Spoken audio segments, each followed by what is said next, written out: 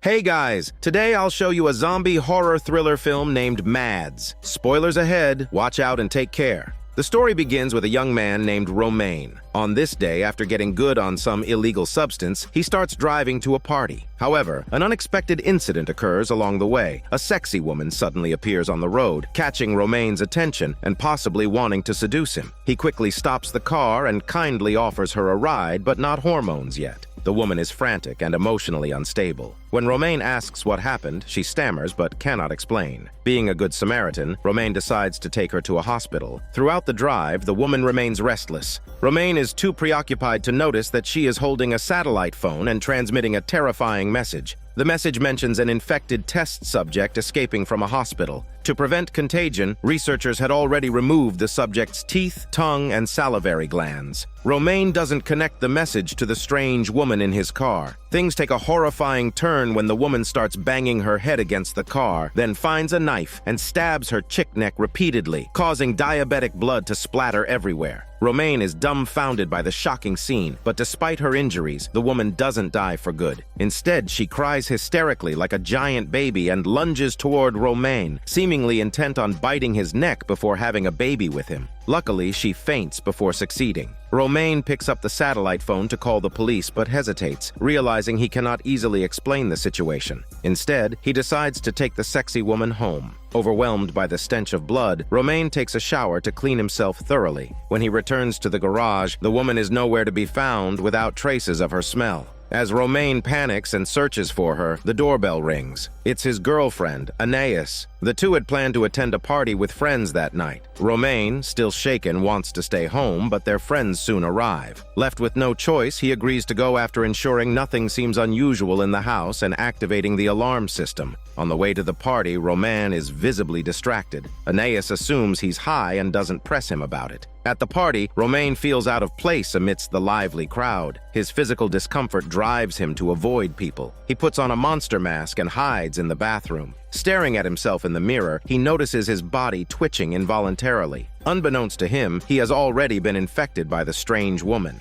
Meanwhile, Anais and her best friend Lady Bro enter the bathroom for fun. Their conversation hints at a secret relationship between Romain and Lady Bro. After Anais leaves, Romain and Lady Bro quickly engage in a heated affair and perform a hot yoga session. Romain's intense passion surprises her, but she soon realizes something is off. His eyes glow eerily, and his demeanor becomes unnerving. As Romain becomes more agitated, he gets a call from his father, who is away on a business trip. His father informs him that the house alarm system detected an intruder, urging him to check it out. At the party, Romain starts bleeding from his nose. Anais notices but dismisses it, even tongue massages him casually. At the door, a pushy guy tries to pull Romain away, only to be pinned down and beaten. Lady Bro intervenes but is also shoved aside. Romain decides to bike home to disable the alarm, as the system requires his manual input. After deactivating the alarm, Romain hears noises in the house. Upon investigating, he finds the kitchen in disarray and realizes it isn't a thief, but the strange woman he brought home. He picks up the satellite phone she left behind, which transmits another message. The test subject's body temperature is dropping, pulse is far below average, and pupils are dilating. Most concerning is that light stimulation accelerates adrenaline production, granting the subject extraordinary strength. Following a trail of diabetic blood, Romain finds the woman in the bathroom. She sits in the bathtub, covered in blood, using a knife to dig at her neck until a red glowing device is exposed. She crawls out of the tub and tries to speak to Romain but cannot form words. As Romain processes this horror, he notices a group of armed men carrying a corpse sneaking out of a neighbor's house. Overwhelmed, Romain ignores them, only to find the armed men invading his own home moments later. At the same time, the strange woman fully mutates, crawling like a twisted animal. However, before she can attack, the armed men capture her. Romain was utterly confused, wondering what was going on. He wanted to hide in his house, but the sudden sound of gunfire shattered the fragile sense of safety. Realizing the house was no longer secure, he fled for his shitty life, running across a field and into a residential area. However, his body started acting strangely. He would burst into uncontrollable laughter and even bite his own arm. While Romain was having a breakdown in the street, a car pulled up. Before he could react, armed men grabbed him and forced him into the vehicle. Gunshots Gunshots rang out almost immediately after, signaling Romaine had been shot. The car sped past Aeneas, who was already at her wit's end. Romaine's earlier violent attack at the bar had left a man with a dislocated jaw. Aeneas had called to confront him using her words but not muscles, furious about how brutal he had been. Romaine should have been dead, but to Aeneas's shock, a deep, raspy voice answered the phone. She had no idea Romaine had mutated into a monster. Even more terrifying, she couldn't have imagined that the kiss they shared at the bar had also infected her. Aeneas hailed a cab, her body trembling as her temperature dropped. Wrapping herself in a coat, she couldn't stop shivering and her nose began to bleed, clear symptoms of infection. Her best friend called, describing the chaos at the party where everyone had gone mad, attacking one another. The two agreed to meet at a checkpoint. During the cab ride, the driver noticed a suspicious car tailing them for quite some time. He pulled over to investigate, only to be shot dead by the pursuers. Panicking, Aeneas climbed into the driver's seat and sped off. But her body soon gave out, forcing her to stop and get out of the car. She collapsed on the ground, convulsing violently before slowly regaining control. When armed men appeared, Aeneas ran for her life. Bullets flew, but she seemed unharmed. Grabbing her phone, Aeneas tried calling the police, but the lines were busy. Thinking her phone was faulty, she stumbled into a bar, pleading with the bartender to lock the doors and call for help, claiming someone was trying to kill her. The bartender dismissed her as delusional. Growing desperate, Aeneas demanded the keys to the door, terrifying the bartender into compliance.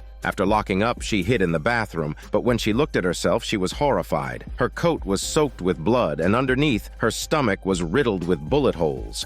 Fear of death was overtaken by a more terrifying realization. She felt no pain. She couldn't understand how she was still alive and whether it was all a drug-induced hallucination. Her thoughts were interrupted as armed forces stormed the bar, slaughtering everyone inside. Aeneas escaped through a bathroom window, but her symptoms worsened. She convulsed uncontrollably, laughing hysterically at random intervals. While moving through an underground passage, Aeneas attacked a woman who happened to pass by. Not fully mutated, Aeneas lacked an intense craving for flesh, but exhibited extreme aggression. When stealing a bicycle from another passerby, she merely threw the person into a river without biting them. Following the earlier plan, Aeneas arrived at the checkpoint to meet her best friend. Seeing Aeneas on the verge of mutation, Lady Bro rushed to take her to a hospital. On the way, Aeneas couldn't sit still. She pulled Lady Bro's hair and covered her stinky mouth, acting out in every way imaginable. Lady Bro, feeling guilty about Aeneas's condition, endured it all silently. But when Aeneas suddenly licked her neck with her tongue and then bit down, Lady Bro reacted instinctively, pushing Aeneas out of the car. Riding away on her Tesla motorbike, Lady Bro received a call from her mother, who said their apartment building had been overrun. Her mother was trapped, unable to escape because her wheelchair was stuck. The call was abruptly cut off, leaving Lady Bro in despair. Meanwhile, Aeneas, in her fleeting moments of clarity, called out for help. Her erratic behavior sent chills down Lady Bro's spine and butt, who ultimately fled. Aeneas, desperate and disoriented, entered the apartment building and rode the elevator. For a brief moment, she felt safe. But the crisis wasn't over. Aeneas smashed through the glass door like a crazed beast, chasing after her. To make matters worse, the elevator malfunctioned, plunging into darkness. Trapped in the confined space, Lady Bro frantically called for help but received no response. Beneath the elevator, she could faintly hear Aeneas speaking with the security guard, asking which apartment Lady Bro lived in. After getting the information, Aeneas gruesomely killed the guard, her cries echoing through the building. As Lady Bro waited in the elevator, she received a final call from her younger sister, who begged her to run and not return home. The call ended with gunshots, confirming that her sister had also been killed by the armed forces. Before she could process the loss, the soldiers noticed the elevator. Knocking on the door, they announced that anyone inside who hadn't had direct contact with an infected person would be offered government protection.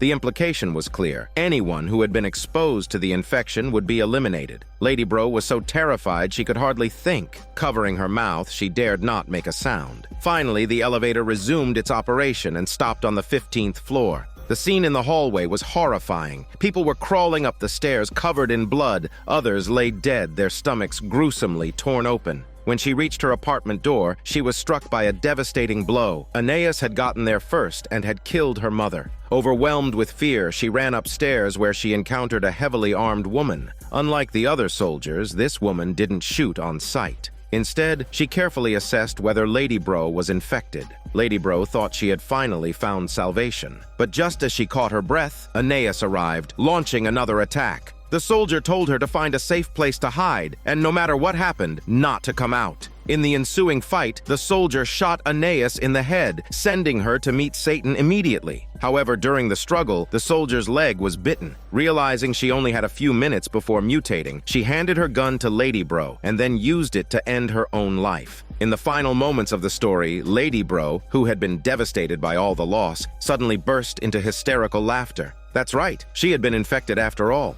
Behind her, the city plunged into darkness, signaling its complete downfall. And so, the zombie apocalypse that would engulf the entire world was just beginning. This is Daniel CC Movie Channel. Stay safe and enjoy your day.